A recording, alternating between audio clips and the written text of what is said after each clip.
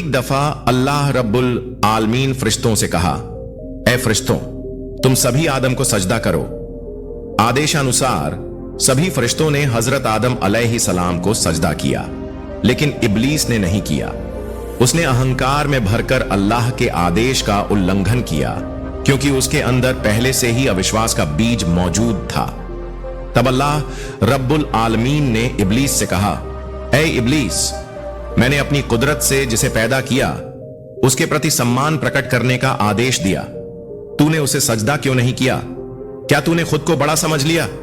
जवाब में इब्लीस ने कहा, मैं आदम को किसी भी हालत में सजदा नहीं कर सकता। आपने मुझे आग से पैदा किया और आदम को मिट्टी से, जो नीच है।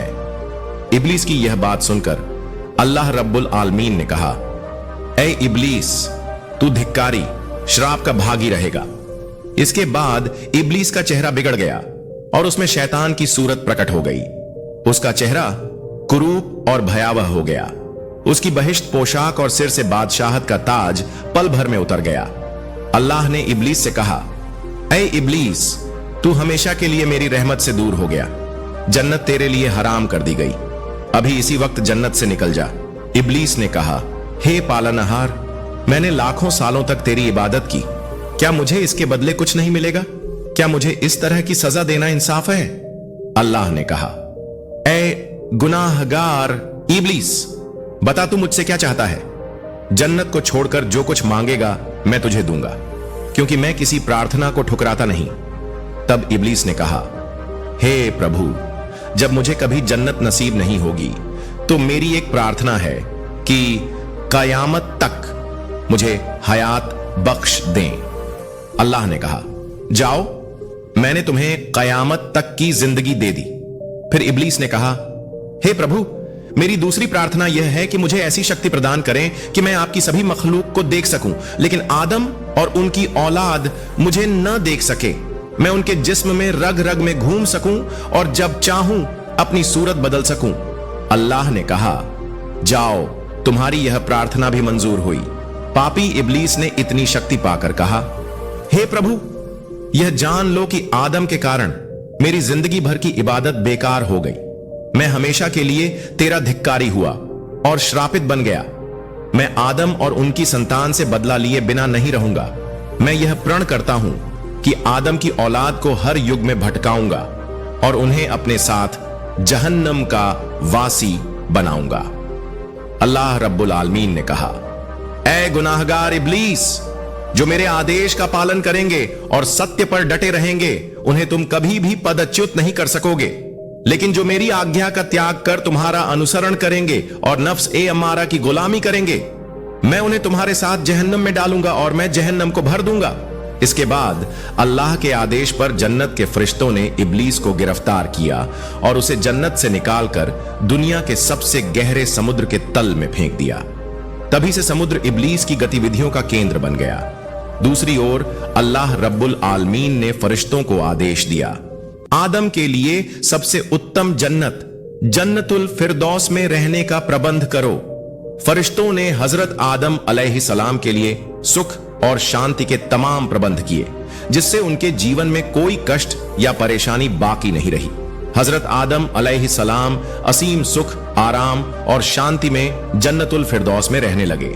लेकिन यह सार्वभौमिक सत्य है कि चाहे इंसान कितनी भी सुख शांति में हो, साथी के बिना लंबे समय तक अकेला जीवन जीना मुश्किल हो जाता है। यही स्थिति हजरत आदम अलैहिस्सलाम के साथ भी हुई। हालांकि वह जन्नत के अद्वितीय सुख में थे, फिर भी उनके दिल में एक अजीब सी बेचैनी बनी रहती थी। यह स्थिति अल्लाह रब्बुल आलमीन से छिपी नहीं रही। अल्लाह ने फरिश्तों से कहा, मैं आदम के लिए एक संगिनी बनाना चाहता हूं ताकि वह पूर्ण सुख और शांति का अनुभव कर सके। एक दिन अल्लाह रब्बुल आलमीन ने हजरत आदम अलैहिस्सलाम को गहरी नींद में डाल दिया। जब वह गहरी नींद में थे, अल्लाह ने फरिश्तों को आदेश दिया, आदम के बाईं ओर से एक पसली निकालो। फरिश्तों ने अल्लाह के आदेशानुसार आदम की बाईं ओर से एक पसली निकाल ली और उसे अल्लाह के सामने प्रस्तुत किया। अल्लाह रब्बुल आलमीन ने उस पसली से एक अत्यंत सुंदर स्त्री का सृजन किया और उसे जन्नत के उत्तम वस्त्रों से सजाया। इस परम सुंदर स्त्री का नाम हव्वा रखा गया। उनका यह नाम इसलिए रखा गया क्योंकि अल्लाह ने उन्हें एक जीवित व्यक्ति की पसली से पैदा किया था। इसके बाद बीबी हव्वा अलैहि सलाम को आदम अलैहि सलाम के पास बिठा दिया गया।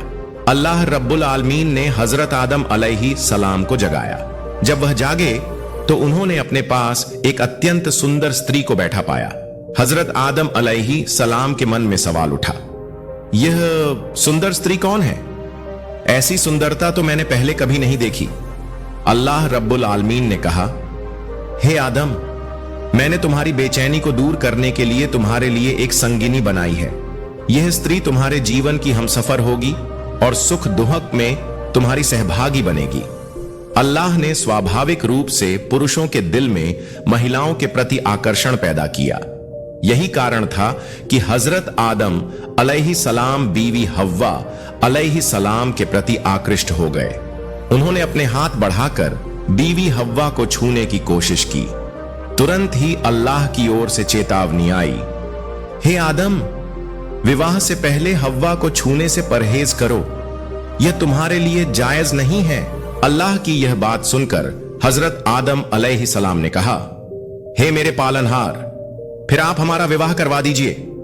फिर स्वयं अल्लाह रब्बुल आलमीन ने हजरत आदम अलैहि सलाम और बीबी हव्वा अलैहि सलाम का विवाह संपन्न करवाया। इस विवाह के अवसर पर सातों धरती और सातों आसमान के समस्त फरिश्ते इकट्ठा हुए और खुशी मनाने लगे।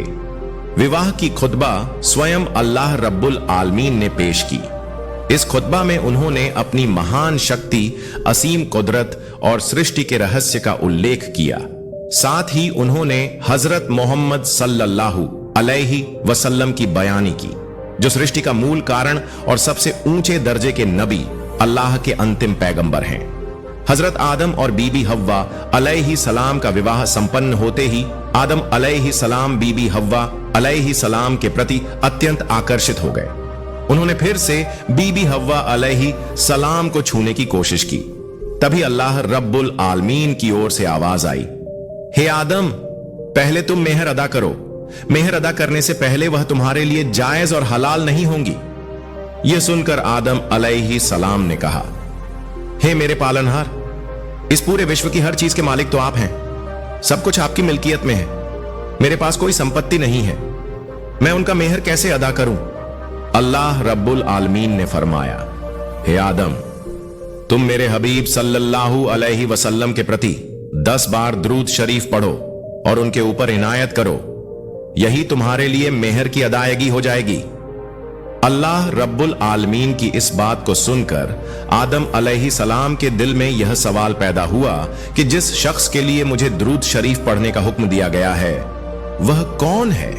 क्या वह मेरे वंशजों में से होंगे या किसी और कौम से संबंधित होंगे?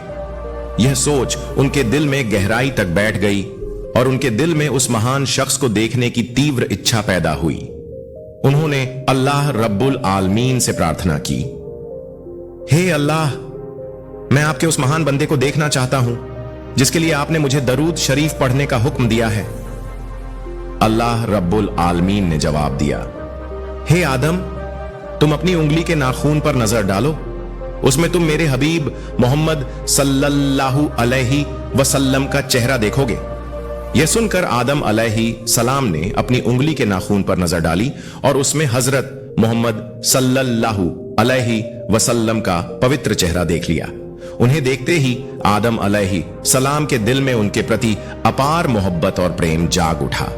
उन्होंने तुरंत उनके लिए 10 बार दरूद शरीफ पढ़ा। तब अल्लाह रब्बुल आलमीन ने फरमाया, हे आदम, जिस सच्चे इरादे और श्रद्धा से तुमने मेरे हबीब के लिए दरूद शरीफ पढ़ा, उसके बदले में मैंने तुम्हारे लिए बीबी हव्वा को हलाल कर दिया और तुम्हारी प्रतिष्ठा और महानता को कई गुना बढ़ा दिया। जाओ, तुम और तुम्हारी पत्नी जन्नत में रहो और जो चाहो खाओ। मैंने जन्नत की हर चीज तुम्हारे लिए हलाल कर दी है। इसके बाद अल्लाह रब्बुल आलमीन ने जन्नत के एक पेड़ की ओर इशारा करते हुए कहा, हे आदम, तुम और तुम्हारी पत्नी जन्नत में रहो और अपनी मर्जी से जो चाहो खाओ, लेकिन इस विशेष वृक्ष के पास मत जाना। यदि तुम इस पेड़ के पास गए तो तुम अत्याचारियों में से हो जाओगे। हजरत आदम अलैहि सलाम ने उत्तर दिया, हे मेरे पालनहार, हम पूरी तरह से आपकी आज्ञा का पालन करेंगे। आपकी असीम कृपा से हमें जन्नत के अनगिनत उपहार मिले हैं और यहां हमें इतनी सुख शांति नसीब हुई है। उस एक पेड़ का फल न खाकर हमें क्या हानि होगी और हम क्यों आपकी आज्ञा का उल्लंघन करेंगे? अल्लाह ताला ने फरमाया, हे आदम, यदि तुम उस वृक्ष का फल न खाओ तो तुम्हें कोई नुकसान नहीं होगा, लेकिन अगर तुम उसका फल खा लेते हो तो तुम ऐसे नुकसान का सामना करोगे जिसे किसी भी चीज से पूरा नहीं किया जा सकेगा। अल्लाह ताला के आदेश का पालन करते हुए हजरत आदम अलैहिस्सलाम और बीबी हव्वा अलैहिस्सलाम जन्नत में सुख शांति से रहने लगे। लेकिन उनका यह सुखमय जीवन देखकर इब्लीस जल भुनकर राख हो गया। उसके दिल में हमेशा आदम अलैहिस्सलाम के प्रति ईर्ष्या रहती थी। इसी कारण उसने उनकी हानि पहुंचाने की कसम खा रखी थी। इब्लीस हमेशा इस योजना में लगा रहता कि कैसे वह जल्दी से जल्दी उन्हें जन्नत से बाहर निकलवा सके। हालांकि इब्लीस को जन्नत से निकाल दिया गया था, फिर भी वह 7वें आसमान तक स्वतंत्र रूप से घूम सकता था। इसी स्वतंत्रता का लाभ उठाते हुए वह 7वें आसमान को पार करके जन्नत के दरवाजे तक पहुंच जाता और बार बार वहां आ जा रहा था।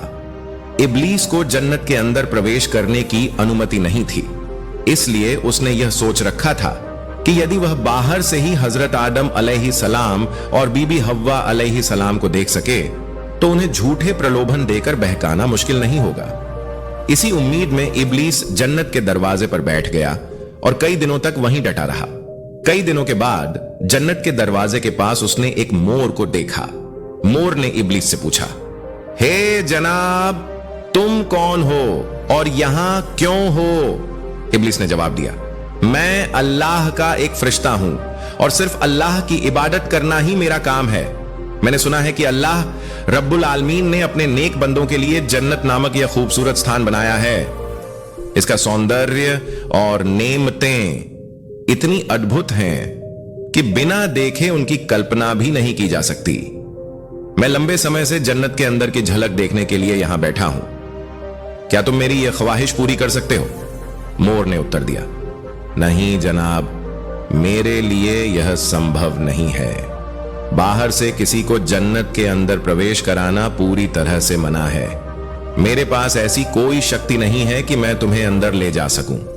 इब्लीस ने बहुत विनती की और कहा, हे दयालु जन्नतवासी, मुझे बस एक बार जन्नत के अंदर ले चलो। मोर ने उसकी बात मानने से इनकार कर दिया। तब इब्लीस ने चालाकी से अपनी योजना को अमल में लाने की कोशिश की। उसने मोर से कहा, मोर, अगर तुम मेरी यह ख्वाहिश पूरी कर दोगे तो मैं तुम्हें 3 ऐसी दुआएं सिखाऊंगा जिनसे तुम 3 अनमोल चीजें हासिल कर सकोगे। पहली, तुम कभी बूढ़े नहीं होगे। दूसरी, तुम अमर हो जाओगे और तुम्हारी कभी मृत्यु नहीं होगी। और तीसरी, तुम हमेशा के लिए जन्नत में रह सकोगे और तुम्हें कभी यहां से निकाला नहीं जाएगा। मोर इब्लीस द्वारा बताए गए 3 अनमोल वरदानों के लालच में आ गया, लेकिन फिर भी अकेले इब्लीस को जन्नत के अंदर प्रवेश कराने का साहस नहीं जुटा सका। उसने कहा, देखो मित्र, मैं तुम्हें जन्नत में प्रवेश कराना चाहता हूं, लेकिन मेरे पास यह शक्ति नहीं है। परंतु मेरा एक साथी है जो शायद तुम्हारी यह इच्छा पूरी कर सकता है। तुम यहीं प्रतीक्षा करो, मैं उससे बात करता हूं और देखता हूं कि वह इसके लिए तैयार होता है या नहीं। इसके बाद मोर सर्प के पास पहुंचा और कहा, मित्र, जन्नत के दरवाजे पर एक फरिश्ता बैठा है जिसे केवल एक बार जन्नत के अंदर झांकने की बहुत तीव्र इच्छा है। उसने मुझसे बहुत विनती की, यदि तुम दया करके उसकी यह इच्छा पूरी करने में मदद कर दो तो वह हमें 3 ऐसी दुआएं सिखाएगा जिनसे हम 3 अमूल्य और दुर्लभ चीजें प्राप्त कर सकते हैं। मोर ने इब्लीस के वादे और उन 3 चीजों के बारे में सर्प को विस्तार से बताया। यह सुनकर सर्प भी लालच में आ गया और वह जन्नत के दरवाजे पर जाकर इब्लीस से बोला, हे मित्र, तुम जन्नत में प्रवेश करना चाहते हो और इसके बदले हमें 3 अमूल्य दुआएं सिखाओ। यदि यह सच है तो पहले वह दुआएं सिखाओ, फिर मैं तुम्हें जन्नत के अंदर ले जाने की व्यवस्था करूंगा। इब्लीस ने कहा, मैं कसम खाकर कहता हूं, यदि तुम मुझे जन्नत के अंदर ले जाओगे तो मैं तुम्हें वह तीनों दुआएं सिखा दूंगा। मैं तुम्हें धोखा नहीं दूंगा। पहले मुझे जन्नत के अद्भुत सौंदर्य को देखने दो, उसके बाद मैं तुम्हें वह दुआएं सिखाऊंगा। मुझ पर संदेह मत करो। सर्प ने उत्तर दिया, बाहर से किसी को जन्नत के अंदर ले जाने की अनुमति नहीं है, लेकिन यदि तुम्हें वास्तव में जन्नत देखने की तीव्र इच्छा है तो यह काम गुप्त रूप से और सावधानी से करना होगा। यदि यह बात खुल गई तो मेरी खैर नहीं, मुझे कठोर सजा मिलेगी। इसीलिए एक काम करो, मैं अपना मुंह खोलता हूं, तुम मेरे मुंह के अंदर प्रवेश कर जाओ और वहीं छुपकर बैठ जाओ। सर्प ने मुंह खोला और इब्लीस उसके मुंह के अंदर छुपकर बैठ गया। इसके बाद मोर और सर्प ने मिलकर इब्लीस को जन्नत के अंदर पहुंचा दिया। गंधमर्दन में पहुंचने के बाद इब्लीस सर्प के मुंह से बाहर निकला और फरिश्ते का रूप धारण कर लिया। वह बड़ी करुणा के साथ रोने लगा। मोर और सर्प अपने कार्य को पूरा कर वहां से दूर चले गए, लेकिन उनके मन में डर था कि यदि उनका यह कार्य किसी को पता चल गया तो उन्हें कठोर दंड मिलेगा। इब्लीस की करुणा भरी आवाज सुनकर बैठ गया। इसके बाद मोर और सर्प ने मिलकर इब्लीस को जन्नत के अंदर पहुंचा दिया। गंधमर्दन में पहुंचने के बाद इब्लीस सर्प के मुंह से बाहर निकला और फरिश्ते का रूप धारण कर लिया। वह बड़ी करुणा के साथ रोने लगा। मोर और सर्प अपने कार्य को पूरा कर वहां से दूर चले गए, लेकिन उनके मन में डर था कि यदि उनका यह कार्य किसी को पता चल गया तो उन्हें कठोर दंड मिलेगा। इब्लीस की करुणा भरी आवाज सुनकर जन्नत की सभी हूरें और यहां तक कि बीबी हव्वा अलैहिस्सलाम भी वहां पहुंच गईं। उन्होंने इब्लीस से पूछा, हे अल्लाह के बंदे, तुम क्यों रो रहे हो? इब्लीस ने उत्तर दिया, मैं तुम दोनों के भविष्य के बारे में सोचकर रो रहा हूं। अल्लाह ताला जल्द ही तुम्हें और तुम्हारे पति हजरत आदम अलैहिस्सलाम को जन्नत से निकालकर धरती पर भेज देंगे, जो एक नीरस और अशांतिपूर्ण स्थान है। यह बात अर्शे अजीम पर लिखी गई है। उसने आगे कहा, धरती पर जाना एक प्रकार की सजा है। वहां भूख, गरीबी, दर्द, दुख, मेहनत और अशांति का सामना करना पड़ेगा। तुम्हें अपनी आजीविका के लिए कड़ी मेहनत करनी पड़ेगी। यदि भोजन उगाने में असफल रहे तो भूख से बेहाल हो जाओगे। वहां तुम्हारी कई संतानें होंगी, लेकिन उनके बीच हमेशा झगड़े और विवाद होते रहेंगे। हत्या और हिंसा वहां एक सामान्य बात बन जाएगी। तुम्हें धूप और बारिश में दिन गुजारने पड़ेंगे। सैकड़ों बार अल्लाह ताला को पुकारोगे, फिर भी उनका साक्षात्कार नहीं कर सकोगे। वह आसानी से बनी आदम की कोई भी मांग पूरी नहीं करेंगे। मनुष्य जन्म से लेकर मृत्यु तक लगातार परिश्रम करेगा, फिर भी अपने पेट की भूख शांत करने में असमर्थ रहेगा। तब वह अन्याय और बुरे रास्ते अपनाने के लिए मजबूर हो जाएगा। सच कहूं तो दोजक की यातना से दुनिया के कष्ट कोई कम नहीं होंगे। उस कठिन और पीड़ादायक धरती पर पहुंचकर तुम केवल दिन रात आंसू बहाकर रोओगे, लेकिन तुम्हारे आंसू भी तुम्हारे दुखों का अंत नहीं कर पाएंगे। मैं तुम्हारे उसी दुखमय जीवन के बारे में सोचकर रो रहा हूं। बीबी हव्वा अलैहिस्सलाम ने तब शैतान से पूछा, तुम जो कह रहे हो वह सच है, इसका प्रमाण क्या है? शैतान ने जवाब दिया, मैं अल्लाह ताला के नाम की कसम खाकर कहता हूं, मैंने एक भी झूठ नहीं बोला। यदि मैंने झूठ बोला हो तो अल्लाह ताला और फरिश्तों की लानत मुझ पर हो। बीबी हव्वा अलैहिस्सलाम का स्त्रियोचित मन शैतान की बातों से प्रभावित हो गया। उन्होंने फिर पूछा, हमें उस पृथ्वी के निर्वासन से मुक्ति पाने का उपाय बताओ।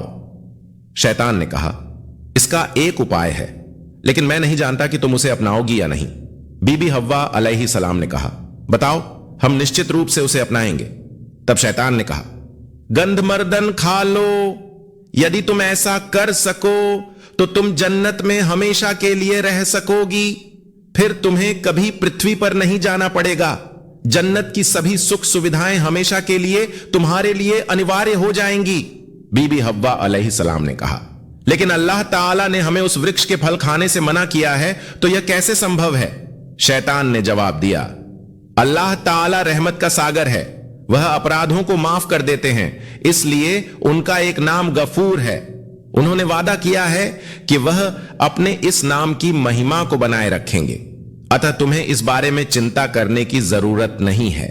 मेरा मानना है कि यदि तुम उस फल को खाने के बाद अल्लाह ताला से माफी मांगोगी तो वह तुम्हें माफ कर देंगे, तुम उनकी माफी भी पा जाओगी और जन्नत में हमेशा के लिए रह सकोगी। अब सोच लो तुम क्या करना चाहती हो। शैतान की बातों पर हजरत हव्वा अलैहिस्सलाम विश्वास कर बैठी। तब उन्होंने उस वृक्ष के पास जाकर 3 फल तोड़े। फिर उन्होंने एक फल का छिलका उतारा और देखा कि उसमें से खून की बूंदें निकल रही हैं। हजरत मियांज रदी अल्लाह ताला अन्हों ने बताया है कि हजरत हव्वा अलैहिस्सलाम के हाथ में गंधमर्दन ने एक बार रक्तस्राव का अनुभव अनिवार्य कर दिया। इसके बाद हजरत हव्वा अलैहिस्सलाम फल लेकर हजरत आदम अलैहिस्सलाम के पास पहुंची। हजरत आदम अलैहिस्सलाम ने उनसे पूछा, तुम इतनी मलीन क्यों दिख रही हो और तुम्हारे शरीर से वह सुगंध कहां गई? हजरत हव्वा अलैहिस्सलाम ने कहा, मैं एक गंभीर समाचार लेकर आई हूं। हजरत आदम अलैहिस्सलाम ने पूछा, वह क्या है? हजरत हव्वा अलैहिस्सलाम ने कहा, अल्लाह ताला हमें हमेशा के लिए जन्नत से निकालकर पृथ्वी नामक एक स्थान पर निर्वासित करने वाले हैं, लेकिन मैंने पृथ्वी पर न जाकर जन्नत में हमेशा रहने का एक उपाय ढूंढ लिया है। यह उपाय एक फरिश्ते ने मुझे बताया है। उसने मुझे पृथ्वी के कठिन जीवन के बारे में विस्तार से बताया। जब मैंने उससे इसका समाधान पूछा तो उसने मुझे यह फल दिखाया और कहा कि यदि तुम इसे खा सको तो हमेशा के लिए जन्नत में रह सकोगी। हजरत आदम अलैहिस्सलाम ने हजरत हव्वा अलैहिस्सलाम की बात सुनकर कहा, क्या यह वही निषिद्ध वृक्ष का फल है जिसे खाने से अल्लाह ताला ने हमें बार बार मना किया था? हजरत हव्वा अलैहिस्सलाम ने कहा, जी हां, यह वही वृक्ष का फल है। तब हजरत आदम अलैहिस्सलाम ने उत्तर दिया, मैं कभी भी अल्लाह रब्बुल आलमीन के आदेश की अवहेलना करके इस फल को नहीं खा सकता। तुम इस विषय पर मुझसे दोबारा बात मत करना, यहां से चली जाओ। इसके बाद हजरत आदम अलैहिस्सलाम ने अल्लाह ताला के आदेश की अवहेलना से डरते हुए अपने सिंहासन को वहां से दूर जाने का निर्देश दिया। सिंहासन हजारों मील का फासला तय करके कहीं दूर चला आ गया, लेकिन बीबी हव्वा अलैहिस्सलाम उनके पीछे पीछे वहां पहुंच गई। फिर हजरत आदम अलैहिस्सलाम ने कहा, हे बीबी हव्वा, अल्लाह ताला के आदेश से डरो। अगर हमने इसका उल्लंघन किया तो हमें हमेशा के लिए नाफरमान करार दिया जाएगा और उसकी सजा भुगतनी पड़ेगी। बीबी हव्वा अलैहिस्सलाम ने उत्तर दिया, तुम सच्चाई को क्यों नहीं समझ पा रहे हो? अल्लाह ताला के फरिश्ते कभी झूठ नहीं बोलते। उन्होंने मुझे कसम खाकर बताया है, इसलिए यह बात झूठ नहीं हो सकती। तुम मेरी बात पर विश्वास करो और इस फल को खा लो। हजरत आदम अलैहिस्सलाम ने कहा, अगर अल्लाह ताला हमें पृथ्वी पर निर्वासन में भेजना पसंद करते हैं तो मैं इसे खुशी खुशी स्वीकार कर लूंगा, लेकिन उनके आदेश का उल्लंघन मैं कभी नहीं कर सकता। जब बीबी हव्वा अलैहिस्सलाम ने देखा कि हजरत आदम अलैहिस्सलाम उनकी कोई बात नहीं सुन रहे हैं तो उन्होंने कहा, हे आदम, जरा सोचो, अल्लाह रब्बुल आलमीन अपने बंदों के सभी गुनाह माफ कर देते हैं। अगर हम यह फल खाने के बाद अल्लाह ताला से माफी मांगे तो वह अपनी रहमत से हमें माफ कर देंगे। इससे हमें जन्नत में हमेशा के लिए रहने का अवसर भी मिलेगा और अल्लाह ताला की माफी भी। बीबी हव्वा अलैहि सलाम की यह बात सुनकर हजरत आदम अलैहि सलाम सोचने लगे। उन्होंने माना कि बीबी हव्वा अलैहि सलाम ने गलत बात नहीं कही। यही उनका जीवन का एकमात्र निर्णयहीन क्षण था। उन्होंने सोचा कि शायद अल्लाह रब्बुल आलमीन उन्हें इसके लिए माफ कर देंगे। आखिरकार हजरत आदम अलैहिस्सलाम ने फल खाने की सहमति दे दी तो बीबी हव्वा अलैहिस्सलाम ने खुशी खुशी एक फल उनके हाथ में दिया और दूसरा फल स्वयं खाने लगीं। शायद उन्हें भी यह नहीं पता कि मैं कहां हूं और किस हाल में हूं। हे मालिक, हम दोनों पर दया कीजिए, हमारी गलतियों को माफ कर दीजिए और हमें फिर से मिला दीजिए। हजरत आदम अलैहिस्सलाम की इस दुआ का कुछ असर हुआ। उन्होंने आसमान की ओर देखा और अल्लाह ताला की कृपा से उनके इंसानी नेत्रों का पर्दा हट गया।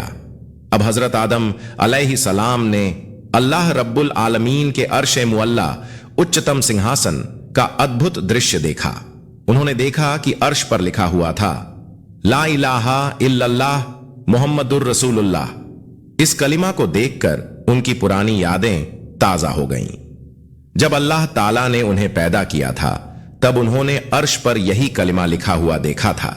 इसके बाद हजरत आदम अलैहिस्सलाम ने अल्लाह रब्बुल आलमीन की बारगाह में हाथ उठाए और इस कलिमा के वसीले सिफारिश से दुआ की, हे मेरे महान पालनहार, अपने प्यारे हबीब मोहम्मद सल्लल्लाहु अलैहि वसल्लम की बरकत से हमारे गुनाहों को माफ कर दीजिए। जब हजरत आदम अलैहिस्सलाम ने रसूल अकरम सल्लल्लाहु अलैहि वसल्लम के वसीले से दुआ की तो अल्लाह रब्बुल आलमीन की रहमत का सागर उमड़ पड़ा। अल्लाह ताला ने उनकी दुआ कबूल कर ली, उनके और बीबी हव्वा अलैहिस्सलाम के गुनाह माफ कर दिए और उन्हें पूरी तरह निर्दोष बना दिया। इसके बाद अल्लाह ताला ने जिब्राइल अलैहिस्सलाम के जरिए हजरत आदम अलैहिस्सलाम को यह खबर दी। हजरत जिब्राइल अलैहिस्सलाम ने कहा, हे आदम, आपने अपनी दुआ में मोहम्मद सल्लल्लाहु अलैहि वसल्लम का वसीला दिया, इसी कारण अल्लाह ताला ने आपकी दुआ कबूल कर ली और आपकी पत्नी के गुनाह भी माफ कर दिए। अगर आपने यह दुआ जन्नत में गुनाह करने के बाद की होती तो अल्लाह ताला वहीं आपके गुनाह माफ कर देते और आपको धरती पर नहीं आना पड़ता। हजरत आदम अलैहिस्सलाम ने कहा, हे जिब्राइल, इतने दिनों तक मैं इस कलिमा को भूल चुका था, लेकिन आज अचानक अल्लाह ताला की मेहरबानी से मुझे यह कलिमा याद आ गया और मैंने इस वसीले से अल्लाह ताला से दुआ की। जब यह बातचीत चल रही थी तभी हजरत आदम अलैहिस्सलाम की नजर दूर एक स्थान पर पड़ी। उन्होंने देखा कि जेद्दा की ओर से बीबी हव्वा अलैहिस्सलाम धीरे धीरे उनकी ओर आ रही है। यह दृश्य देखकर हजरत आदम अलैहिस्सलाम खुद को रोक नहीं सके। वे तेजी से दौड़कर बीबी हव्वा अलैहिस्सलाम के पास पहुंचे और उन्हें गले लगाकर रोने लगे। बीबी हव्वा अलैहिस्सलाम भी इतने लंबे समय बाद अपने शौहर से मिलकर बच्चों की तरह फूट फूट कर रोने लगीं। 300 वर्षों के लंबे अलगाव के बाद पति पत्नी का यह पुनर्मिलन अद्वितीय था। उनकी यह सिसकियां और आंसू थमने का नाम नहीं ले रहे थे। धरती और आसमान के तमाम फरिश्ते यह दृश्य देख रहे थे।